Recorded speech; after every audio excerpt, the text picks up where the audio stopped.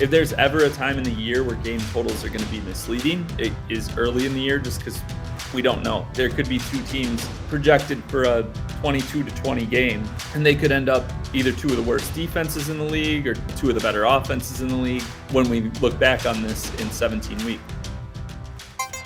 1 week season. 1 week season, fam. La Familia. Welcome back. It is DFS Lab's Fanduel edition. We are filming today. It is Wednesday, September 4th, a day before the NFL season kicks off. We are still in over our heads in best ball drafts. If you're like myself, Best Ball Plus subscribers, you know what I'm talking about. We are ready to rock, though. We're getting ready for the week 1 NFL slate. Things are rocking along. Salaries have been out for weeks now. Of course, this edition of the DFS Labs will come to you every Wednesday throughout the season. We'll be building a lineup, talking about FanDuel-specific strategies, FanDuel-specific scoring, etc., etc. My name is Mike Johnson, mjohnson86. I am your host. I'm going to be joined here in just a minute by my co-host, Steve, a.k.a. Maximus, for our 1 week season fam. You know him from the Discord. We are going to get right into it. We're going to talk through things. There we go. Maximus, how are we doing today? Hello, sir. It's been a minute. It has been. Welcome. Are you excited for week 1? Are you raring to go? Where are we at? It's been a long summer. After being in the trenches with you, Billy, and the gang over the last 3 months of 300 plus drafters best ball drafts, I don't know, quoting the scene after basic training in Full Metal Jacket, I am salty and ready to eat my own guts to get into DFS. There we go. Very good. Very good. So, yeah, we are going to get into it. Of course, we are focused on this specific. So these DFS Labs will come to you every weekday. Mondays, we will have a Showdown specific for the Monday night slate. We'll have Zandamir and Tom, aka Cheeseman, hosting a Showdown specific show on Mondays. On Tuesdays, yesterday we had our first edition of this. It was Cheeseman and Hilo, and then on Thursday and Friday, Cheeseman will be with Stat ATL on Thursday and Pappy on Friday. So you get a little bit of the whole team helping you guys build lineups, giving you a taste of 1 week season. Come check us out. Everything at 1 week season this week, week 1 is free. So you can come check it out, get a feel for all the content that we are giving out, all of the shows that are behind the paywall, etc. So come check us out. We think you'll like what you see. Hopefully find yourself at the top of the leaderboards week 1, and then use some of those winnings to come back for more in week 2. So with that said, I'm going to go ahead and pull my screen up. Again, we are focused today on FanDuel. FanDuel rules and scoring, a little bit different this year. So if anyone is watching that usually plays on DraftKings, FanDuel, the big difference is it is half PPR instead of full PPR. So each reception counts a little bit less, therefore makes touchdowns a little bit more important, which we go deeper in the content specific on the site. But you'll hear some of those strategies as we go through things during these shows as well. The other thing is that this year we have bonuses, 3-point bonuses for 100-yard receiving or rushing games, 3-point bonus for 300-yard passing games. If you play on DraftKings, you are familiar with that. That didn't used to be the case on FanDuel. So any avid FanDuel users just getting back in the trenches, that's the biggest thing to notice and be aware of. There's some small maybe strategy things. I'll touch on those a little bit more in my content on the scroll this week. And I will, Maximus, you will be excited to hear I am having a FanDuel leverage piece on the scroll this year and a full FanDuel player grid. So instead of just a section in my player grid about FanDuel, it will be a separate part entirely specifically focused on FanDuel. So on the leverage piece this week, I will discuss the scoring changes and kind of how I'm approaching those in big picture view. But for now, the big thing is just to make the people aware so that on Sunday, all of a sudden at 7 o'clock Eastern, a guy gets over 100 yards, and you get jumped by a bunch of people, or vice versa, you jump. You don't wonder where those 3 points came from. That's why you'll have and there might be some scoring glitches because this is the first week they're using it. So we'll be interested to see. But with all of that said, we are building. I pulled up for where we're building in this lineup. I just pulled up the FanDuel, the Sunday Millie Maker 200. They have a $250 entry, $1,000,000, the first 11,000 people in it. So if anyone feels like rolling up the stakes and giving it a go, you can do that. Otherwise, they also have a $5 entry, $1,000,000 to first tournament. So a couple chances to win $1 million there. Not sure if expected value wise to the best spots, but we're here to live a little and win some money. So do with that info what you may, subs. So Maximus, I'm going to stop talking for a minute. I'm going to let you give it to us. So when we build this lineup, we're going to start with kind of a core stack that you want to start to build your lineup around. And then we're going to just go from there and see where it takes us. So what do you have for us? Kind of stuck between two spots that I like. So maybe you could be the differentiator. Definitely quarterback-wise on the pricing. I'm loving two guys in particular. They're a little bit further down the chart here. One would be Caleb Williams, and the other would be Jaden Daniels. Very similar price points to how Anthony Richardson started out last year before he got injured in week 1. I think they're both in games that are kind of uncertain based on where Vegas has them in the point spreads. Mm-hmm. So, I mean, you can make I've kind of done some initial, just messing around just with seeing what the prices are and kind of getting my feet wet. And so, so far, I know I'm just going to kind of do a little core beginning. I also have a defense in mind, but either way is fine with me. If you want to go Tennessee, Chicago, or Washington, Tampa to maybe be a starting stack. One key thing I'll mention though is the Sunday night game is on the slate here, which I don't think it's on DraftKings. So that's another thing to keep in mind. Obviously, a lot of players to account for. Yeah, that's a big one because there's 7 games with the game total, 7 games on the main slate with a total under 44 points, 7 of the 12. So that's over half the games with relatively low game totals. One thing I like to point out is that if there's ever a time in the year where game totals are going to be misleading, it is early in the year, just because we don't know. Like there could be 2 teams projected for a 22-20 game, and they could end up either 2 of the worst defenses in the league or 2 of the better offenses in the league when we look back on this in 17 weeks. So, but with that said, it can be predictive over a large sample where most, there's 7 games with those low totals. So there might be a couple that are way off on, but generally speaking, expectations are lower. And then you have that Lions Rams game, and that is a 51 game total, which I believe it might be the highest of the week across all.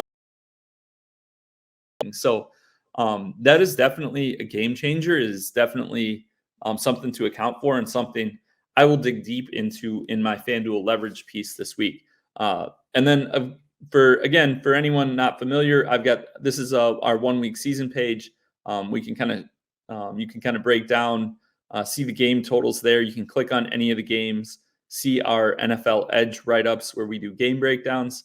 So something to keep in mind there.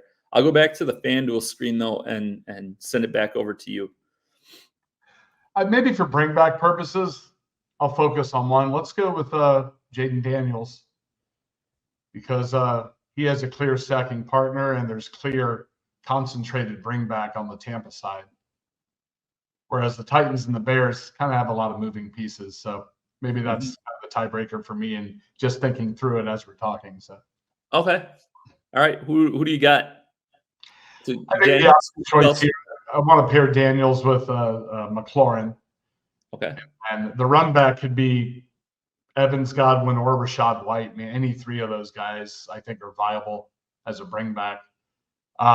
In large field, not that we're not really getting into field size, though, I'm not opposed to even Eckler maybe in the flex or something because it's a later game. So you have that late swap situation possibility. But for the sake of just meat and potatoes, Daniels, McLaurin, and maybe a Godwin bring back, we'll say.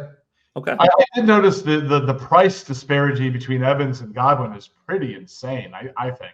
Clearly, Evans is the alpha, but is he the alpha 2,300 more than Godwin? I'm not sure about that, especially because they're going to use Godwin kind of in a cup type role, projected anyway from the coach speak. So Yeah. I mean, I think FanDuel, like I mentioned before, it's pretty touchdown heavy. Godwin only scored 3 touchdowns last season.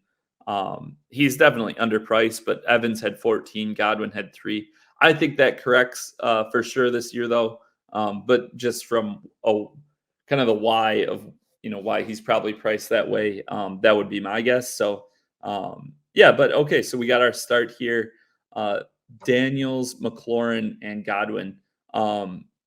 Do you have, where do we want to go next? What are you thinking? I'll jump in as I have thoughts and whatever, but I want to let you kind of give your next, part that you're thinking. Do you want to go to running back? Do you want to go tight end, add another receiver? I definitely want to go one.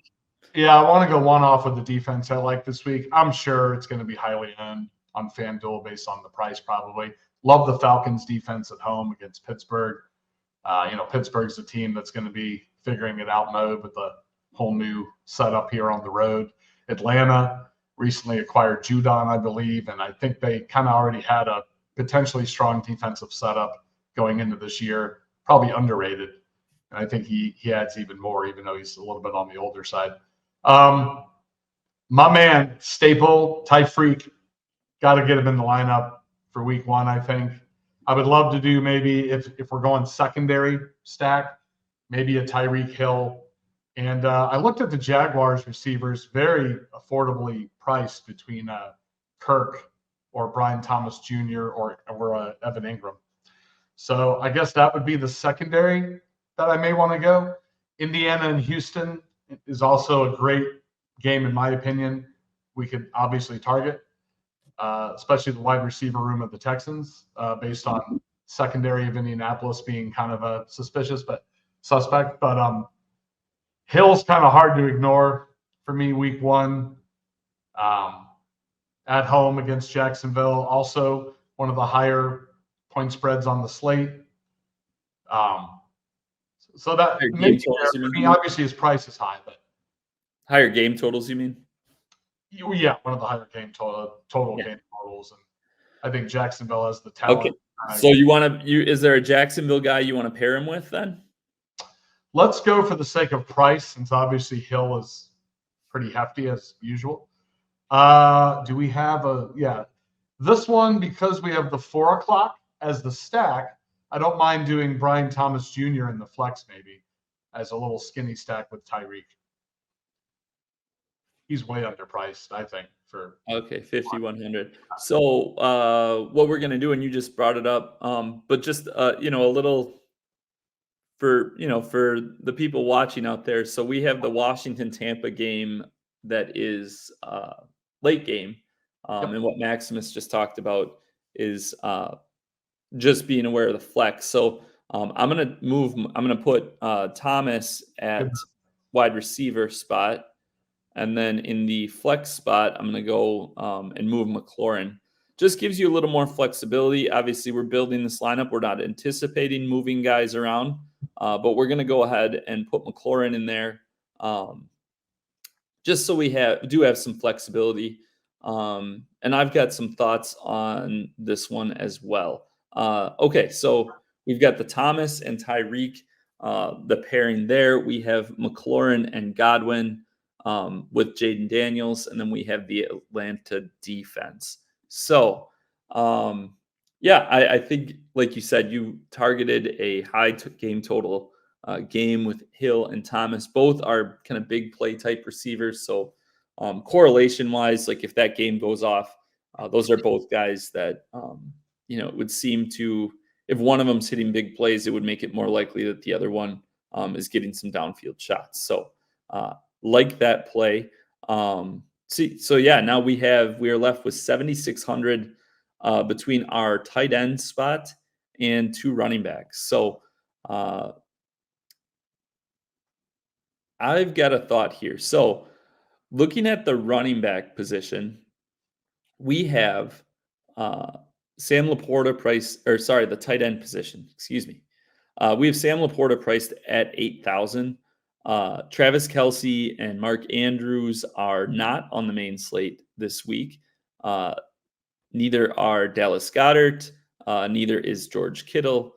So the top end guys, after Laporta, then you've got Kincaid, McBride, Pitts, Ingram, Ferguson, and Njoku, who all kind of, like, if you've been doing a lot of drafts, a lot of you probably just got done, whether it's best ball or your fantasy football drafts.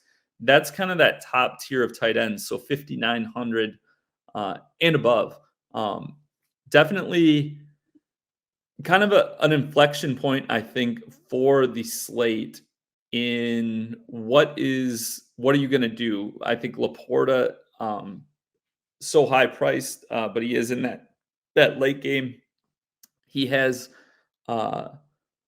returned to practice. I'm pretty sure today is their first official practice before Sunday, but he's priced way above him. So I think most of the ownership is going to fall in this range, in Njoku to Kincaid. And I think it's a spot where potentially you could get a little different this week.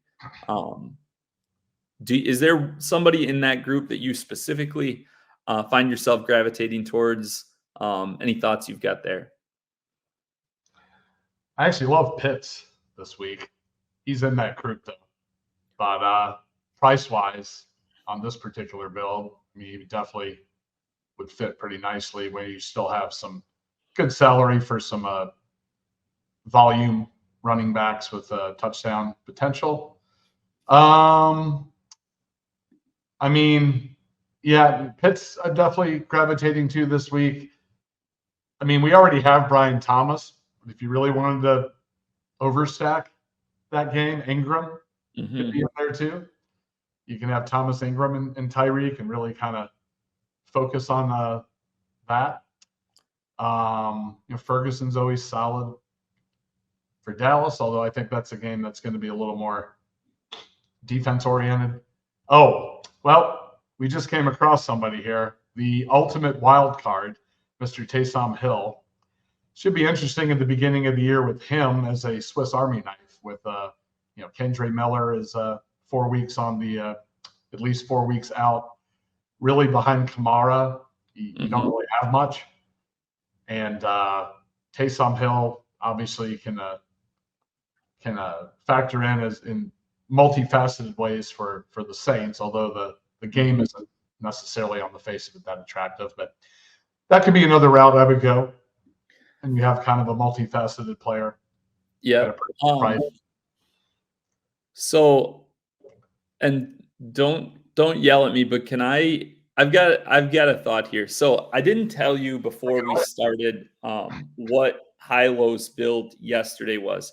His build was a Jaden Daniels stack as well. It was Daniels, McLaurin, and Mike Evans. And I think that's going to be a really popular way that people want to go, especially the Daniels to McLaurin. He went Evans on that build. Just thinks Evans is more of a big play upside type guy. And pricing wise, it's not as big of a gap on DraftKings from Evans to Godwin. So my suggestion here is, so if we put Kyle Pitts in to this lineup as we have it, we have 8,300 left for the 2 running back spots. Obviously, that kind of forces your hand on who you're playing. There's there's 3 or 4 guys you're going to fill that salary probably one way or another. If we go down to Taysom Hill, that happens to an even more significant amount, where it's 8,700. Basically, you're filling that in probably with Bijan, and then either Taylor or Gibbs, or Kyron, and then maybe you go up at defense or whatever. So my suggestion here is going to be, instead of doing what is going to be super easy and kind of popular on these Jaden Daniels builds, is we're going to do something really, really gross.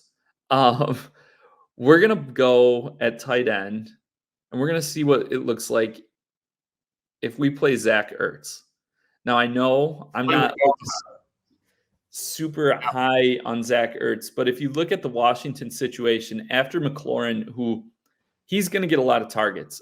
He's going to be targeted often. It's Cliff Kingsbury offense. And McLaurin was basically used in the preseason the same way they used DeAndre Hopkins the last couple of years, while Kingsbury was in Arizona. Lining up almost exclusively on the left side of the field. A lot of short like hitch routes and slants and little kind of possession type plays. Jaden Daniels is going to take some shots downfield. But when you look at the Washington receivers after McLaurin, they just signed Noah Brown from the Texans, who I think eventually will be their wide receiver too. But he's only been there for 10 days.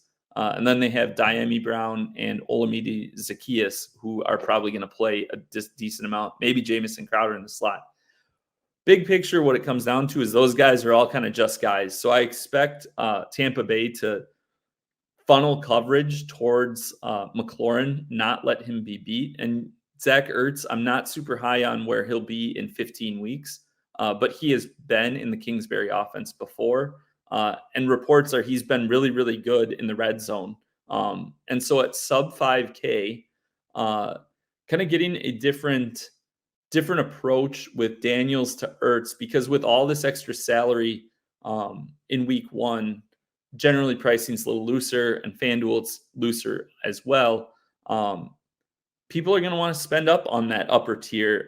And really, if Ertz gets 50 yards and a touchdown, which is very possible if Daniels has a good game, you're in business here. So let's go with Ertz and see what that does for us. The thing I like here is, if you want, you can get one of these stud wide receivers, whether it's Amon-Ra St. Brown, Jefferson, or Chase, and you can pair them with Tyreek Hill.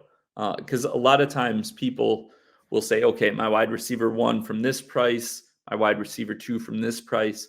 So just from that sense, you get a little bit more of a unique build in that you're going Ertz instead of McLaurin.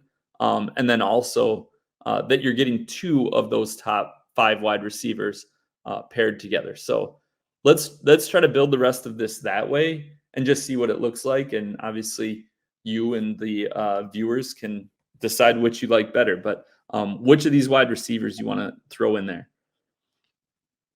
First of all, I love the Ertz take. I have plenty of him in best ball. He was free.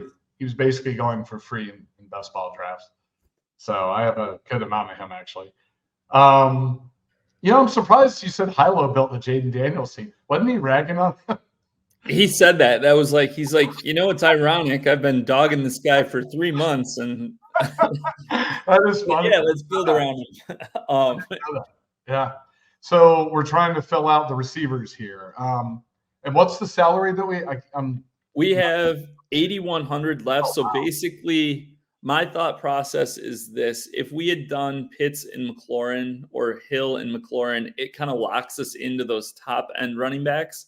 And I think early on, I think there's some running backs down in this little bit lower range that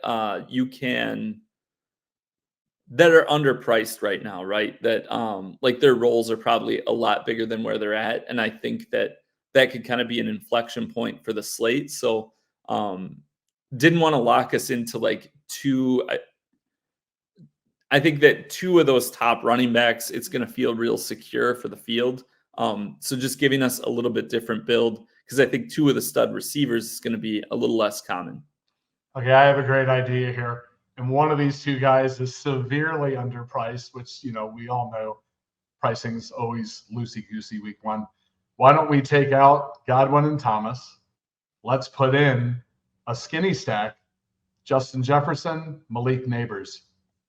I would love that here, the potential there. I don't know if you feel the same, but Malik Neighbors, I think, is 6,300. We've got a flex and okay, so how about you want to take out Thomas? Oh, because he's paired with Hill. Well, my thinking was maybe another route would be Neighbors Jefferson because we have the salary for it, and then you have a skinny stack of alpha. Right. So do you want to? Hill would be a onesie, I guess, or the equivalent. Yeah, which is fine. But is that like what are you wanting to do? You can also, I mean, why don't we try that? It must be over correlated. So why don't we try out of curiosity Neighbors and Jefferson, and let's see what that leaves us with. Who am I taking out then? Thomas? Yeah, Thomas. Okay. Because we have All right, so we got Jefferson, Malik Neighbors, the stud in at 6,300. Yes. And then we will put Godwin in the flex. So we are left with $7,050 for our two running back spots. Mm-hmm. So is there one specific guy that stands out to you at the higher end? I kind of like where the salary's at though, because it gives you like definitely a plethora of different routes you can go. I mean, if we want to give exposure to the late game, David Montgomery maybe. I know Gibbs is not, I think he's going to be back, but he's probably not quite 100% yet. Mm-hmm. But maybe give Montgomery a little more play in game one. Mm-hmm. At Detroit. Plus that kind of tells you the touchdowns are coming on the ground through him maybe, where a lot of people can catch up if that game, kind of shoots out over what you already had. But the story you're telling is that Montgomery's getting it on the ground. 7,000, but then 7,100.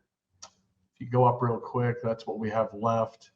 So Andre, but let me see. So I've got an idea. Go ahead. Of course. Instead of Montgomery, and I don't think he's a bad play, but let's go with Jahmyr Gibbs. The reason I like Gibbs is he's a little more pricey, but he has huge weekly upside. The Rams defense, I think, is going to take a little bit of a step back this year. And Gibbs, so he has this Q hamstring next to his name, but he's been back at practice for over a week, said he's 98 to 100% healthy, good to go for he's been fully practicing for over a week. But when people are, building lineups, at least right now, we'll see that might change once the actual practice reports come out in a day or two.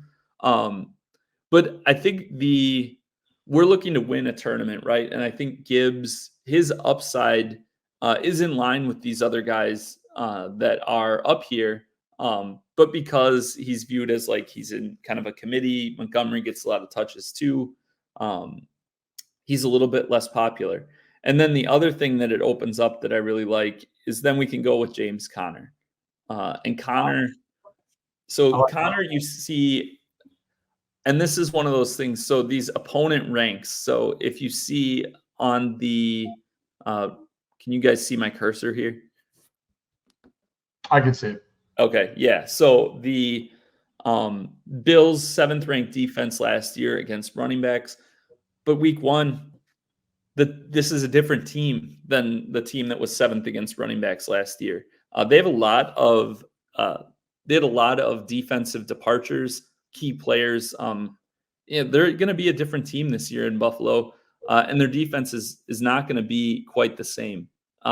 Conner, he can be injury prone, but he is pretty much going to be a workhorse. And this game kind of has the potential to really be a shootout. I think the Cardinals are one of the more underrated teams. They have a season win total of 6.5.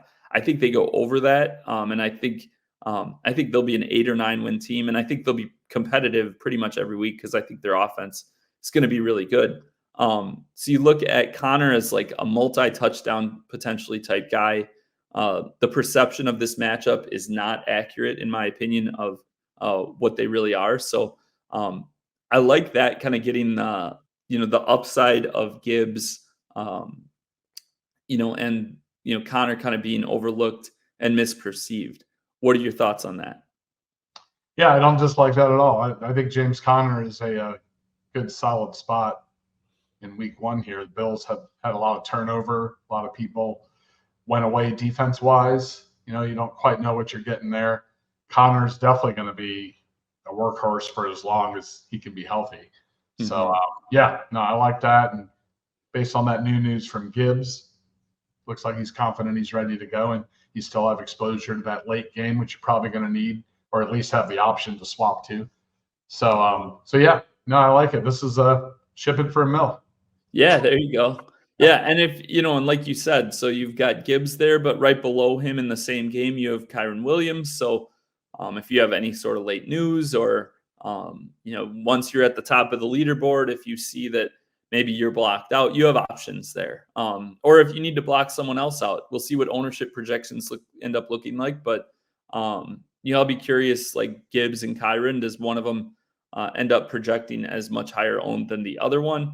And then depending on where you're at the top of the leaderboard and who's around you, you can figure out their what salary they have left and either try to block them or catch them, etc. All that strategy stuff we go over at 1 week season in our late swap and whatnot. So that lineup, Jaden Daniels with the immortal Zach Ertz and Chris Godwin is the bringback, and then Jefferson, Neighbors, Hill, 2 first rounders and a second rounder in most best ball drafts.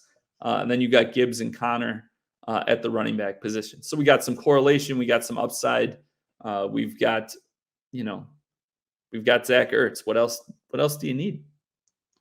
Well, those 3 receivers there, take a picture. It'll last longer. You won't be able to fit all 3 of them by about halfway through the season, folks.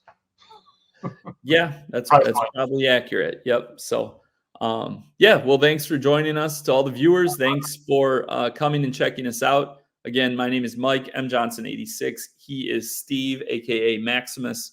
You can find all our work for free on 1 week season this week.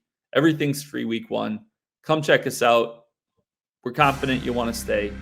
Thank you again. Have a great week. See you in the draft room. See you on Discord and Twitter. And we will see you at the top of the leaderboards. Bye.